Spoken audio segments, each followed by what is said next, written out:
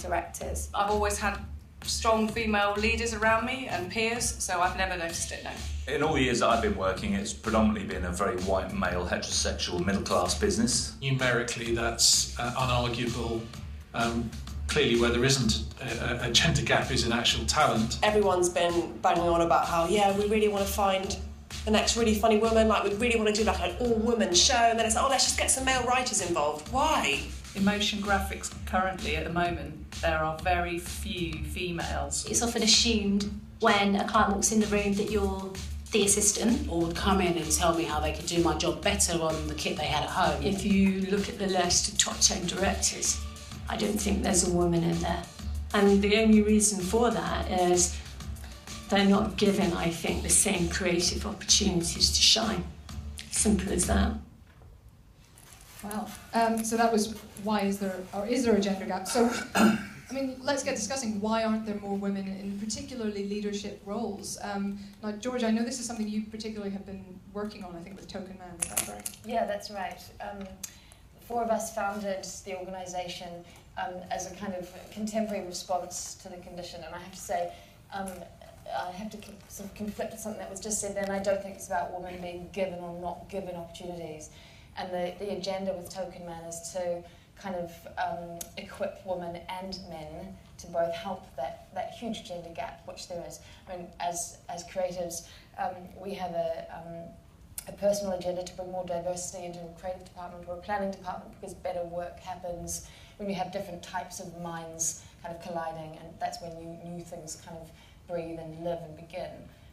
So for sure there is either inherent or explicit prejudice against perhaps working mothers, and that's just something that we need to kind of culturally shift. But I think there's a nice non-confrontational, much more kind of contemporary message or vehicle for that messaging, which is important.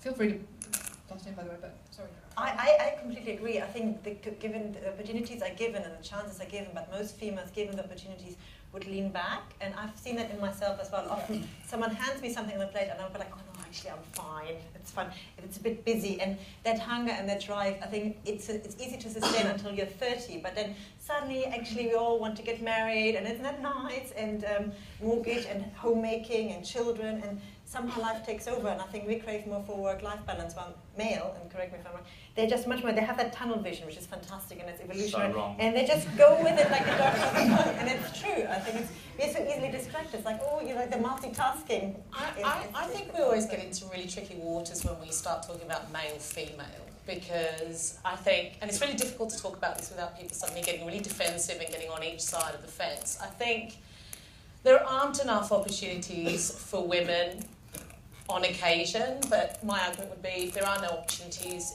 get up and take your talent elsewhere where somebody's going to do something with your talent. And I think the important point is, because I had the opposite experience. After having my child, I actually became more ambitious and suddenly felt like I needed to take my career into my own hands, and actually the success in the 4 years since having my child is probably 3 times that of the 10 years prior to that.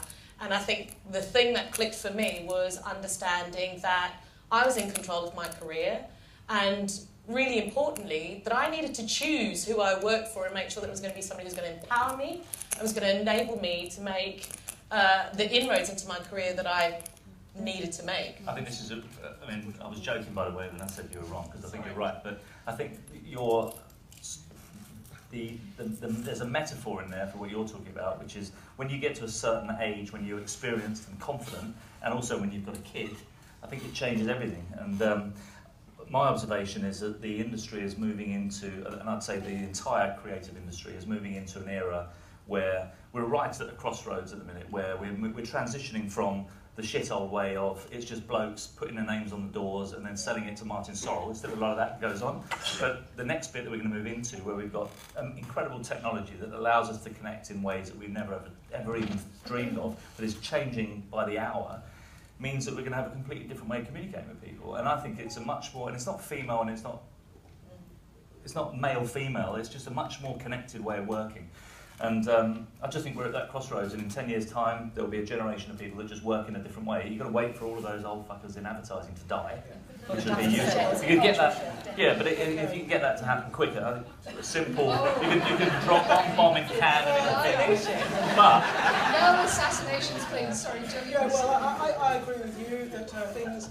I can see things already changing.